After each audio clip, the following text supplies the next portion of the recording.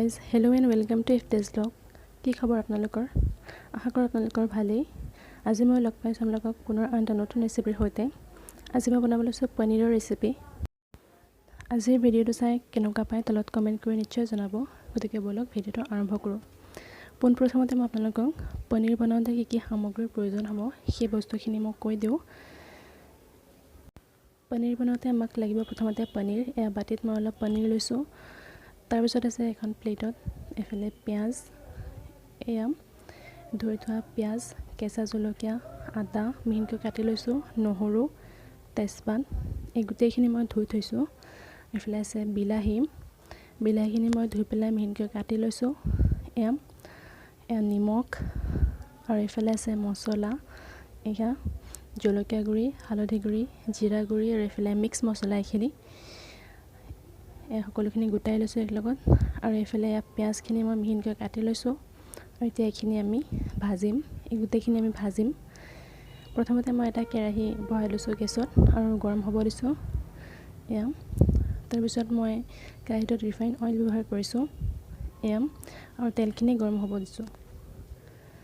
এয়া আৰু তেলখিনি ভালদৰে গৰম হোৱাৰ পিছত ইয়াত পিঁয়াজখিনি ঢালি দিছোঁ আৰু এইখিনি ভালকৈ ভাজি ল'ম। এতিয়া এইখিনি লৰাই থাকিব এনেকৈ। আৰু পিঁয়াজখিনি ভালকৈ ভাজাৰ পিছত ইয়াত আদা নহৰু জলকীয়াখিনি দি দিব আৰু ভালদৰে লৰাই দিব। এইখিনি ভালকৈ ভাজি ল'ব। ভাজাৰ পিছত ইয়াত কাটি থোৱা বিলাহীখিনি দি দিব আৰু এইখিনি ভালদৰে ভাজি ল'ব। এই গোটেইখিনি ভালকৈ সিজাই তাৰপিছত আমি এইখিনি গ্ৰাইণ্ড কৰিব লাগিব। এইখিনি এতিয়াও হোৱা নাই, এইখিনি হোৱা নাই ভালদৰে, গতিকে এইখিনি সিজি থাকিব দিছোঁ। এইখিনি সিজি হ'লে তাৰপিছত আমি এইখিনি গ্ৰাইণ্ড কৰি ল'ম। এয়া এইখিনি প্ৰায় সিজিব ধৰিছে, এতিয়া আমাৰ হৈয়ে গৈছে প্ৰায়। এয়া আৰু এইখিনি এনেকৈ লৰাই থাকিব কমপ্লিট সিজালৈকে।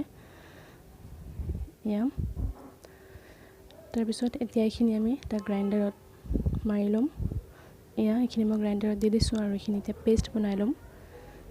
পিঁয়াজ, বিলাহী, নহৰু, আদা, জলকীয়া গোটেইখিনি আমি এটা পেষ্ট বনাই ল'ম। আৰু পিছত এইখিনি গ্ৰাইণ্ডাৰত দি দিম। মোৰ এবাৰতে হোৱা নাছিল কাৰণে ইয়াত দুবাৰ দিবলগীয়া হৈছিলে মিক্সাৰখিনি। এয়া পেষ্টখিনি হৈ গ'ল। এয়া এইখিনি মোৰ যিহেতু এবাৰত হোৱা নাছিলে কৈছোঁৱেই মই অলৰেডি, সেইকাৰণে মই পেষ্টখিনি দুবাৰ দিবলগীয়া হৈছিলে। এয়া মই ইয়াতে দি দিছোঁ আকৌ এবাৰ মই গ্ৰাইণ্ড কৰি ল'ম গোটেইখিনি আৰু ভালদৰে পেষ্ট বনাই ল'ম। এয়া আমি পেষ্ট বনাই লৈছোঁ আৰু এইখিনি আমাৰ পেষ্টখিনি ৰেডি হৈ গ'ল। এয়া দেখা পাইছে। এতিয়া আমি আকৌ এইখিনি ভালদৰে ভুনা কৰিব লাগিব। এতিয়া প্ৰথমতে মই কেৰাহী এটা বহাম আকৌ গেছত আৰু তাত মই ৰিফাইন অইল দিম। তাৰপিছত আৰু তেলখিনিত মই তেজপাত কেইটামান দি দিম, ধুই থোৱা তেজপাতখিনি, আৰু তাৰপিছত এই পেষ্টখিনি দি দিম আৰু ভালদৰে ভুনি ল'ম। গেছটো মই ল' ফ্লেমতে ৰাখিছিলোঁ আৰু এইখিনি ভালদৰে ভুনি ল'ম। ইয়াত যিখিনি মছলা আছিলে জিৰা গুড়ি, জলকীয়া গুড়ি, হালধি সকলোখিনি দিম। মাত্ৰ এবিধ মছলা ইয়াত মই নিদিওঁ, লাষ্টত দিম। আৰু এইখিনি ভালদৰে ভুনি থাকিব। যিখিনি মই মিক্স মছলা বুলি কৈছিলোঁ সেইখিনি মই একদম পনীৰখিনি দিয়াৰ পিছত লাষ্টত দিম। এতিয়া ইয়াত মই ভালদৰে ভুনা হোৱাৰ পিছত পনীৰখিনি দি দিছোঁ ইয়াত পেষ্টখিনিৰ ওপৰত। আৰু এয়া মোৰ পনীৰখিনি, এইখিনি ভালদৰে এতিয়া ভুনিব লাগিব। এনেকৈ লৰাই দিছোঁ গেছটো ল' ফ্লেমত দি পেলাই, নহ'লে তলেদি লাগি যোৱাৰ সম্ভাৱনা আছে। আৰু ইয়াতে তেনেকৈ মছলাখিনি দি দিছোঁ মই, যিখিনি মিক্স মছলা আছিলে সেইখিনি, আৰু সোৱাদ অনুসৰি নিমখ দি দিছোঁ। আৰু প্ৰয়োজন হ'লে অলপ পানী ব্যৱহাৰ কৰিব আৰু ভালদৰে ভুনি ল'ব। এতিয়া এয়া আমাৰ পনীৰ কাৰী ৰেডি। ইয়াৰ কালাৰটো যিমান ধুনীয়া আছিলে টেষ্টটো সিমানেই বেছি ধুনীয়া আছিলে আৰু বহুত ভাল লাগিছিল খাই। গতিকে আপোনালোকেও নিজৰ ফেমিলিত এনেকৈ ডিছ বনাই ট্ৰাই কৰক। গতিকে আজিৰ ভিডিঅ' চাই কেনেকুৱা পালে তলত কমেণ্ট কৰি নিশ্চয় জনাব। আৰু মোৰ চেনেলটো লাইক, শ্বেয়াৰ এণ্ড ছাবস্ক্ৰাইব কৰিবলৈ নাপাহৰিব। আশা কৰোঁ সকলো ভালেই থাকক, সুস্থ থাকক। গতিকে আপোনালোকক লগ পাম নতুন এটা ভিডিঅ'ৰ সৈতে। আজিলৈ ইমানেই আছিল।